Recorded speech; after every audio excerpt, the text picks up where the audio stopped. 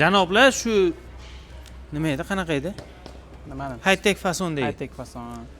Janoblar shu high-tech fasondagi stollarimizni Muhammad Ali ukamiz ishlab chiqaradi. Endi ishlab chiqaruvchidan ozgincha ma'lumot olamiz.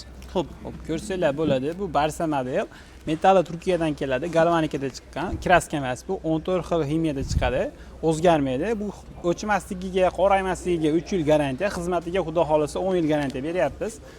Uzoq yillar muddat xizmatlarni qiladi. Ichki qismi faneradan bo'ladi. Polni holatlari ancha mustahkam, baquvvat. yuvib ishlataveradi. Ha, polmo'shi material yuvib ishlatilaveradi. Materialdan muammo yo'q. Stolning ustki qismini akrildan ishlaganmiz. Uylarga ancha chiroyli did beradi, xudo xolasa. Stolning pastki qismi xon taxta bo'lib ishlaydi. Holatlarini ko'rsanglar bo'ladi. Uylarga mos va xos rangda yasab beraveramiz. Necha pul narxi? Narxini $1200 qilib beramiz, akril yuzaligini. Xuddi shunday arzonroq varianti mononisi bor. $1100 qilib beramiz. Bu MDF laminatdan ishlangan. Bu ham xon taxta bo'ladi. Xo'p, dastavkamiz qayergacha? Dastavka Andijon shahri ichida ekan, qolgan viloyatlarga kelishilgan holatda. Yaxshi, pastki raqamlarga bemalol aloqaga chiqaverasizlar.